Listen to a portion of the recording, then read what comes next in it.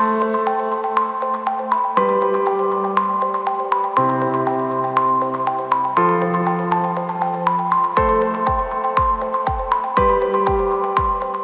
y a une très très grosse volatilité sur les marchés de l'énergie depuis les différents épisodes de crise énergétique il y a quelques années. Et donc, en fait, c'est l'essence du groupement. Ça va être de rassembler le maximum d'entités pour non pas avoir des meilleurs prix, mais en fait avoir accès à des formes d'achat différentes. Donc ça va vraiment être l'essence du groupement. Et l'idée, ça va être de s'affranchir de la volatilité justement des cours de l'énergie avec ce gros volume. En fait, l'idée, c'est qu'on va pouvoir segmenter nos achats dans le temps et donc lisser les prix et donc lisser les risques de marché. Ça, c'est vraiment l'intérêt du groupement. Et après, au-delà de ça, donc nous, ce qu'on essaye de proposer, ça va déjà être des outils pour faire les prévisions budgétaires en fait pour les membres.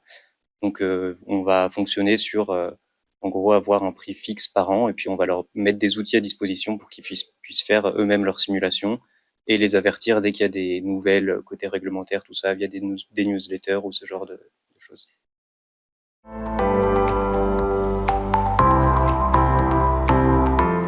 Alors, le Cigerli s'adapte déjà pour son contrat de gaz en 2020. Alors, il y a des modèles de cahier des charges de concession qui sont négociés avec la FNSSR et les concessionnaires. Le dernier cahier des charges de gaz est sorti juste un petit peu après les négociations du contrat 2020 en gaz, mais le Cigerli avait travaillé de pair avec la FNSSR pour obtenir un petit peu les nouveautés. Donc côté gaz, en fait, le nouveau contrat intègre déjà les nouvelles modalités. Côté électricité, c'est différent. Le nouveau modèle date de 2017, donc il est plus très nouveau. Mais en tout cas, nous, aujourd'hui au Cigerli, on a un contrat qui date de 2006, qui est sur la base de 92. Donc là, pour les négociations du futur contrat, il va y avoir pas mal de choses à faire évoluer, sachant que ça reste un modèle national et qu'on peut le faire évoluer à la marge.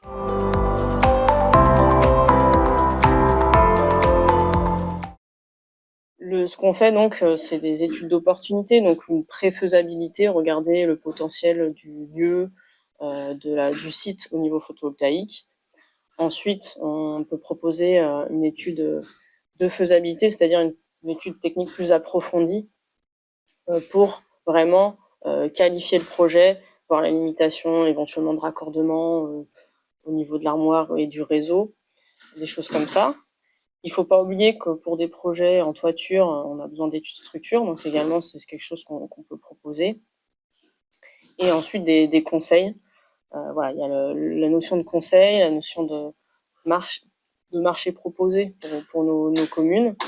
Et dernièrement, on a une offre intégrée, on dit, c'est-à-dire qu'il y a un accompagnement technique, mais aussi une ingénierie financière qui est sous forme d'avance remboursable pour donner le coup de pouce financier aux communes pour l'investissement de centrales en autoconsommation.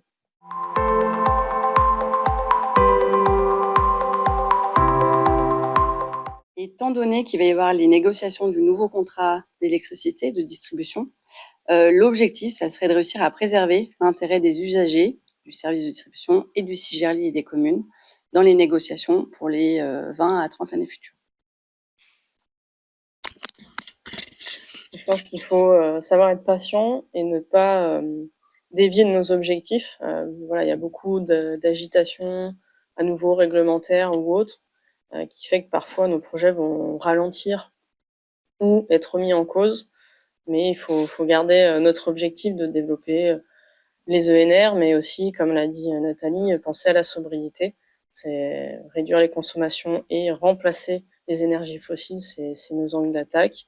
Et si on parle carrément de vœux, ça serait bien qu'on trouve un montage magique où les installations photovoltaïques poussent sur les toits sans gros investissement de la commune pour préserver leur budget également. Et moi, je vais rester sur mes idées de stabilité et de pérennité, du coup, pour les membres. Donc l'idée, c'est vraiment qu'ils puissent avoir la vision la plus plate possible pour, en fait, pouvoir se lancer dans des projets de transition énergétique, avoir vraiment une visibilité de long terme qui est parfois difficilement permise si les budgets changent énormément chaque année. Donc voilà, c'est vraiment avoir cette idée de quelque chose de pérenne qui permette de se projeter dans le futur et donc pour toutes ces questions qui ont été évoquées.